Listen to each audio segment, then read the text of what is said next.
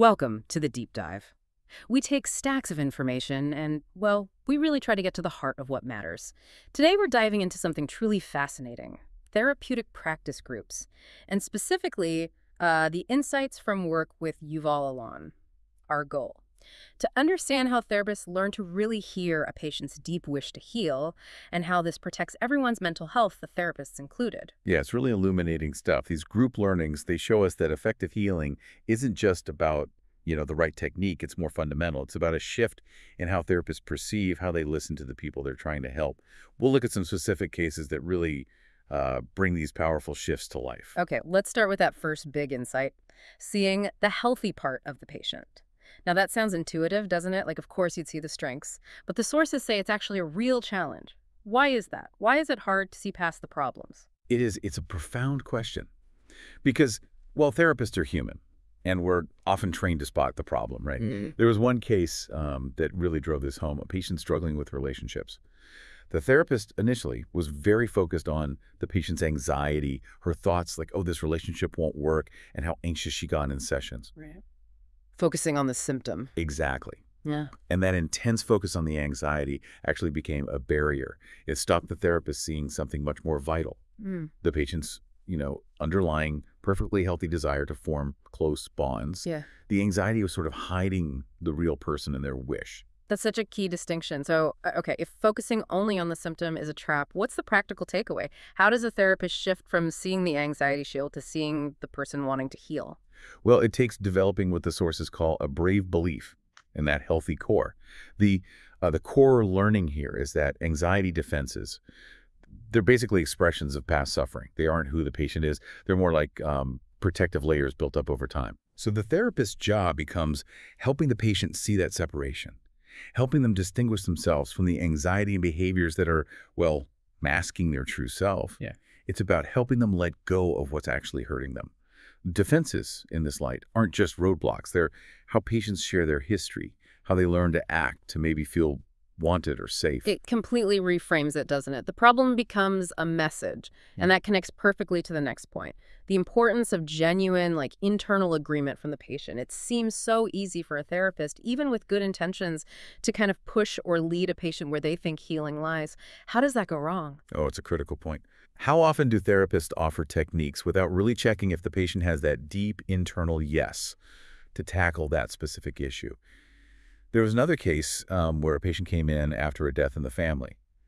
Now, on the surface, he seemed okay with working on grief, but the therapist noticed something subtle. He hadn't actually expressed a personal, an internal desire for that specific work. It was almost like he was playing the part of someone grieving in therapy. Wow. And then there was this specific quote, this pattern he had. I say what I want, then adjust myself for others.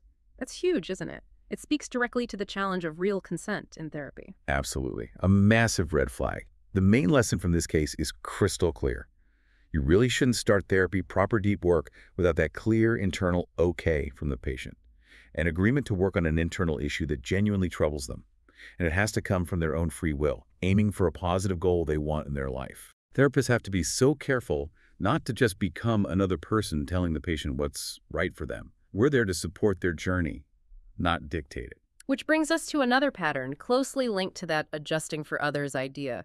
The sources call it self-cancellation or self-negation. What does that actually look like? Yeah, self-cancellation. It's basically when someone consistently puts others' needs or what they think others need ahead of their own to the point where they kind of lose touch with what they actually want or feel.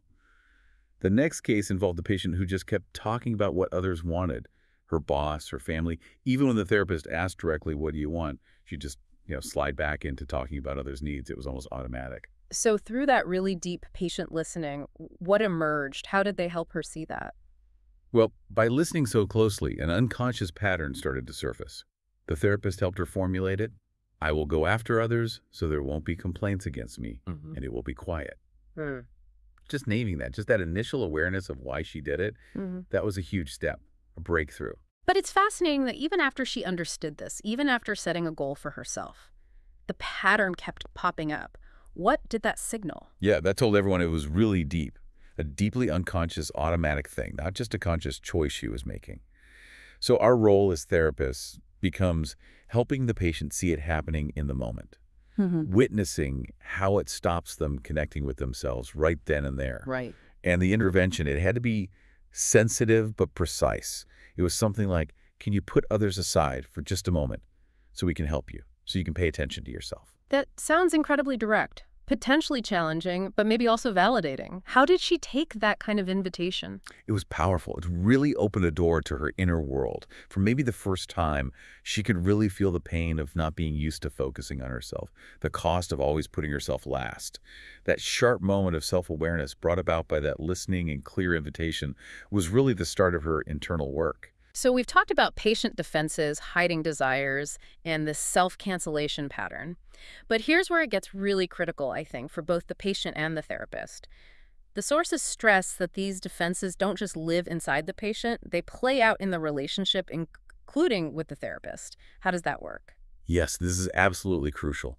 If the therapist doesn't learn to see past the defenses, past them to the underlying reasons and to that fundamental wish to heal, they can end up misreading the whole situation. And in that case, any attempt the therapist makes to help might actually land as a threat to the patient.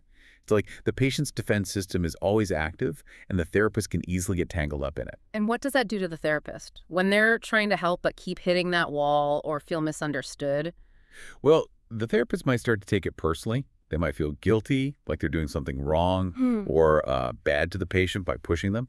This is where unconscious stuff like transference really comes in. The patient's feeling of helplessness or the resistance, it can kind of unconsciously transfer onto the therapist. Ah, okay. So the therapist might start thinking, maybe I shouldn't ask about feelings. The patient just can't handle it.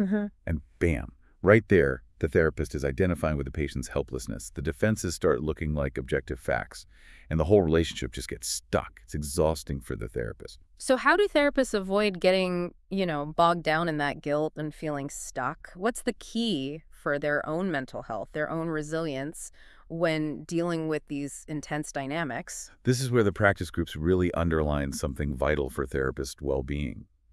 It's about learning to step back and see how the defenses are being co-created, how they're showing up in the relationship, understanding that it's a dynamic unfolding between them. Right, not just the patient's fault or the therapist's fault.